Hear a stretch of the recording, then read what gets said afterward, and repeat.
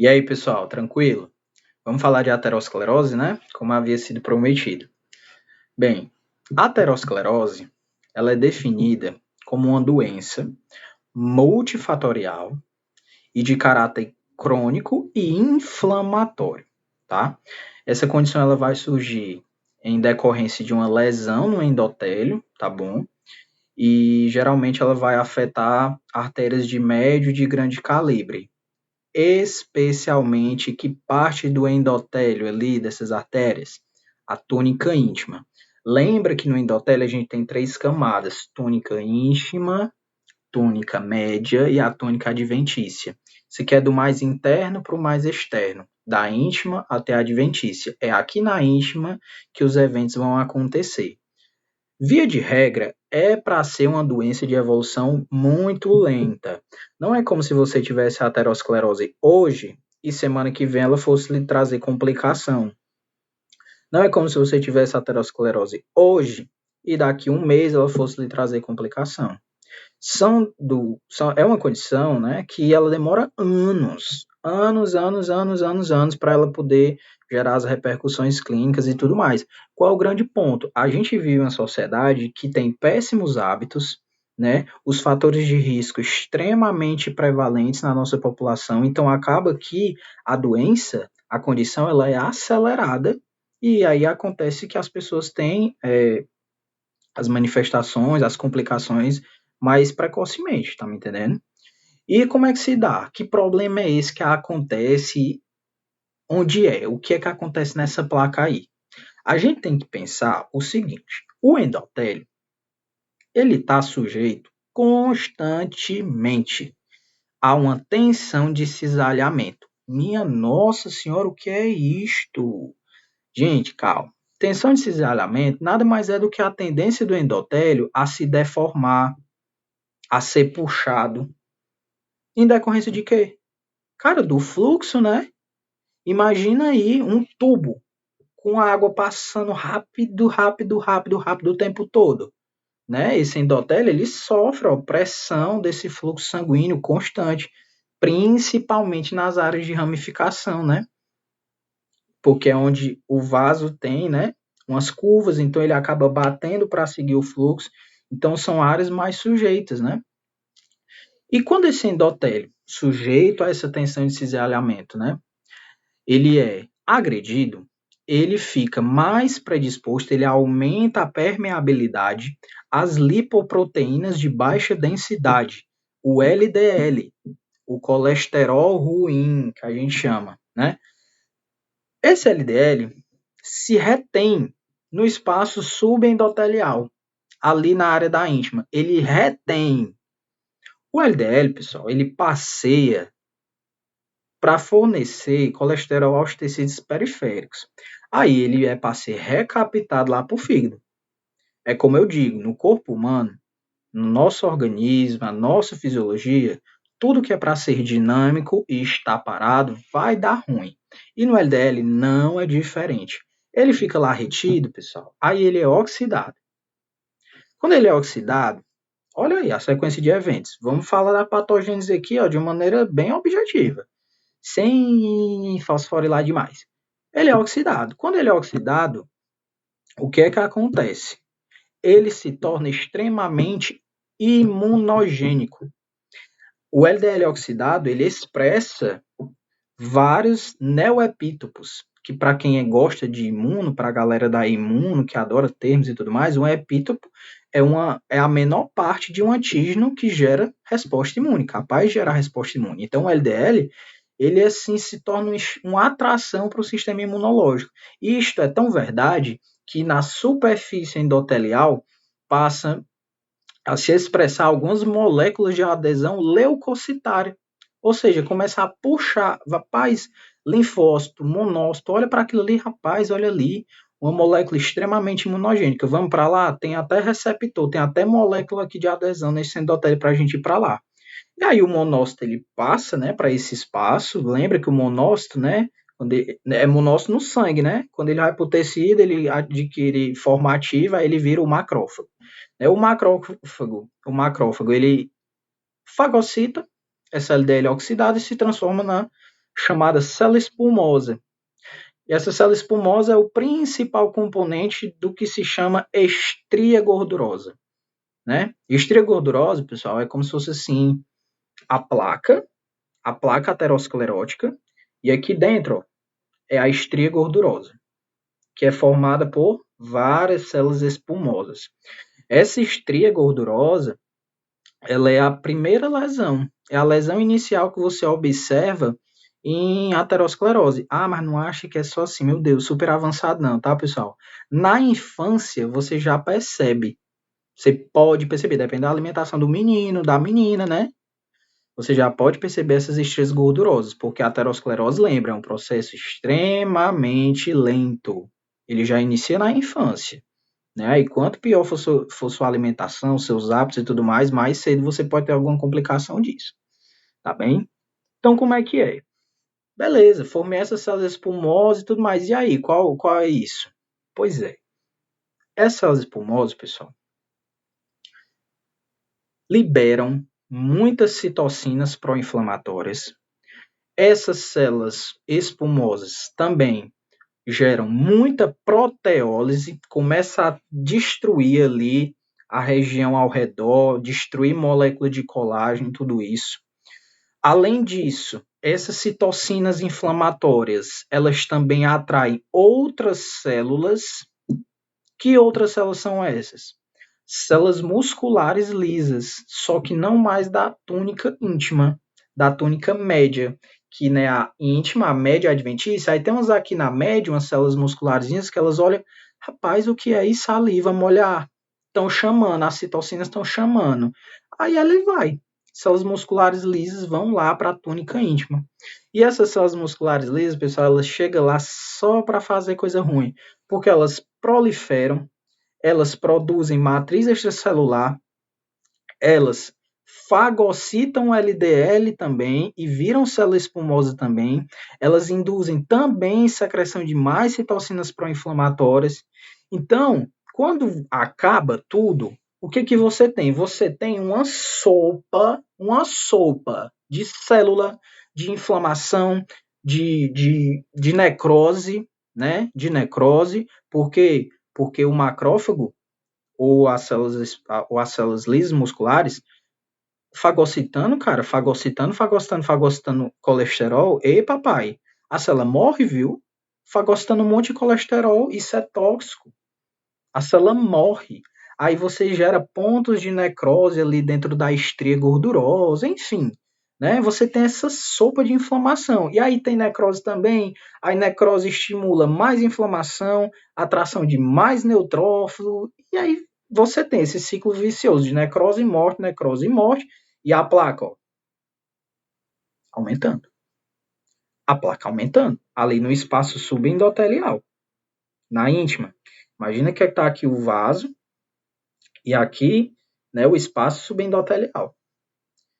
E esse processo dessa placa pode ir crescendo e comprometendo o fluxo, né, a luz do vaso. Acho que não ficou tão bom aqui com a minha mão, mas deixa eu botar assim. Imagina que isto aqui é a luz do vaso, né? É a luz do vaso. Aqui em cima é a túnica íntima, é a região subendotelial. Tá tendo uma placa aqui, um processo inflamatório intenso, um processo inflamatório cheio de necrose, cheio de células, cheio de fibrose. Ele começa ó, a empurrar esse endotélio. Começa a empurrar. Mas não fica achando que conhecido, né, obstrução vascular é por causa dessa placa que empurra, não. É possível, né, porque está causando uma deformidade no endotélio. Mas isso não é o principal fator, não. A gente já a gente fala. Mas isso não é o principal fator que faz termos obstruções agudas do fluxo sanguíneo, não. Mas esse empurra na parede do endotélio pode fazer outras coisas, né? Como, por exemplo, aneurismas. O que é um aneurisma? É uma dilatação na parede do vaso. É como se fosse um balão. O vaso, ele faz uma dilatação em que essa parede dilatada ela é bem fininha. Aí rompe, facilmente rompe. Aí você, dependendo de onde romper e qual for o vaso, você pode ter complicações sérias, né? Se romper na cabeça, complicado, né? Enfim, essa placa cresce. Essa placa cresce, essa placa cresce, essa placa cresce. Existe um estágio da placa que se chama assim de placa madura. É como se fosse assim, nem é uma placa velha, e nem é uma placa nova, que é só as estrias gordurosazinhas. É uma placa que ela atingiu a maturidade dela em termos de células espumosas, de cristais de colesterol oxidados, de células de defesa, de inflamação de necrose. Ela não é velha, mas ela atingiu a maturidade. Pronto. Tudo que uma placa quer ser quando crescer é se tornar esse modelo aqui de placa.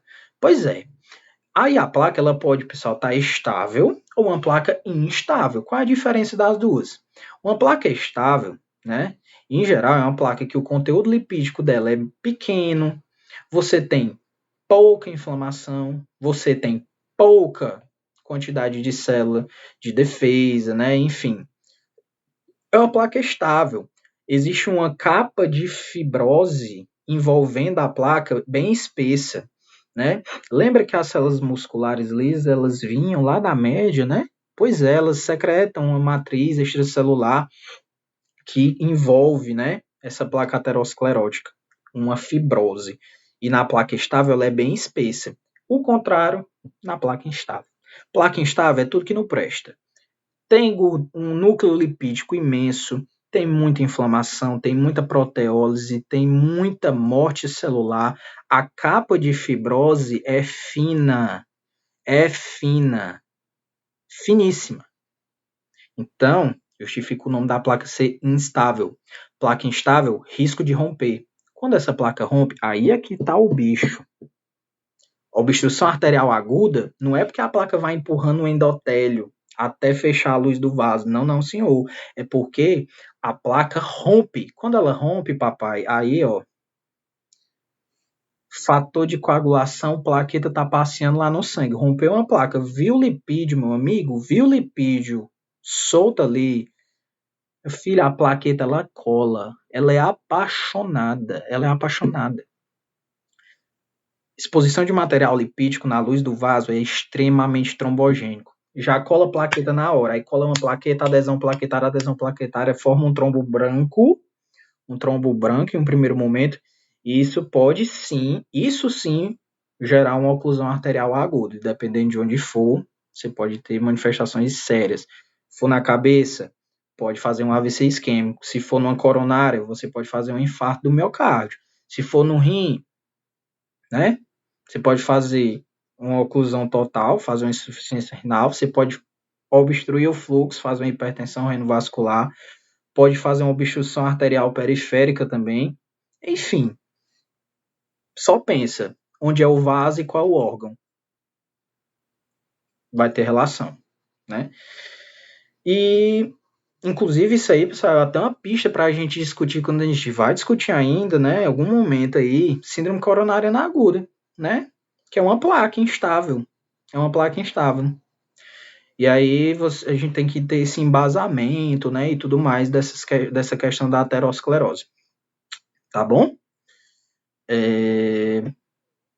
E quais são, para ver, os fatores de risco? Fator de risco.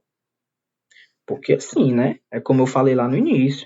A aterosclerose, cabelo, né? A aterosclerose, ela é uma... Tá grande. A aterosclerose, ela é uma doença que é para ser lenta, progressão lenta, mas a gente tem na nossa vida hábitos de alimentação, de tudo no mundo que são muito ruins e acabam sendo fatores aceleradores da doença, né? Vamos citar alguns exemplos. Ser homem. Ser homem é fator de risco para aterosclerose. Pelo menos, em comparação com as mulheres, né? Pelo menos com as mulheres antes da menopausa. Porque o estrogênio das mulheres, ele reduz os níveis de LDL. Tanto é que mulheres Antes da menopausa, se comparadas com homens, tem menos infartos, né? Que o principal tipo de infarto é associado ao rompimento de placa aterosclerótica. E só que no pós-menopausa, aí cai o nível hormonal da mulher e a mulher tem mais infarto do que homem, fica mais suscetível. Outro fator de risco, o óbvio, né? Pessoa que tem hiperlipidemia, seja primária por alguma doença genética, seja secundária por algum uso de fármaco, por ingestão excessiva de álcool, que a gente sabe que aumenta os triglicerídeos. Outro fator, a gente pode citar uma pessoa que tem síndrome nefrótica, lembra que um dos pontos da tríade da síndrome nefrótica é uma hiperlipidemia, né? Uma pessoa que tem hipertensão arterial sistêmica descompensada, descontrolada, pressão alta, ó, pancada direto no endotélio, cisalhamento intenso, predispõe o endotélio a reter LDL, né? E desenvolver toda a série de eventos da formação da placa. Pessoas com diabetes, porque o diabético, o colágeno lá do endotélio fica cheio de açúcar. Vamos botar de maneira bem simples assim, fica glicosilado demais. E isso faz com que o LDL se agarre ali no tecido periférico que tem dificuldade para sair. Sabia? O que mais? Deixa eu ver. Pessoa com hipotireoidismo também pode ter fator de risco para doença aterosclerótica, porque o LDL ele é captado pelo fígado, né? Ele é captado pelo fígado, ele é tirado da circulação para ir lá para metabolismo hepático. E a pessoa com hipotireoidismo, ela tem os níveis, os receptores de LDL, receptores de LDL, ó, baixos. Então você capta menos LDL no hipotireoidismo, né? Enfim, obeso, né? A pessoa que é obesa, ela é uma pessoa inflamada, ela é uma pessoa que geralmente já está associada a outros fatores de risco, né? Geralmente o obeso, ele também é hipertenso, geralmente o obeso, ele também é diabético, tem hipertrigliceridemia, hiperlipidemia, enfim, né? Então, alguns fatores de risco aí que se relacionam, o tabagismo, né, também. O tabagismo, geralmente, o que se acredita que o mecanismo que é fator de risco para aterosclerose no tabagismo é porque você tem uma hipóxia causada pelo monóxido de carbono, né? A pessoa fuma muito monóxido de carbono na corrente sanguínea, isso gera hipóxia, né, das células endoteliais e gera uma disfunção endotelial que lesa o endotélio e predispõe a todo aquele evento da patogênese da aterosclerose. Tá bom, pessoal? Acho que eram esses os pontos que eu tinha para relembrar para vocês que já sabiam. Para quem não sabia de nada, espero que você tenha absorvido alguma coisa. Para você que sabia mais ou menos, espero que tenha relembrado e que tenha aprendido e que todos tenham gostado, tá bom, pessoal? Vou botar, né, no feed aí, nos stories, uma perguntinha, uma caixinha para você tirar dúvida, pode perguntar qualquer coisa, fique tranquilo. E é isso aí, tá, pessoal? A gente se encontra em breve, a gente se encontra em outros momentos aí, que agora eu estou aí com a Afrânio trabalhando aqui juntamente com vocês de pertinho, tá certo? Então é isso, pessoal. Abraço a todos. Valeu.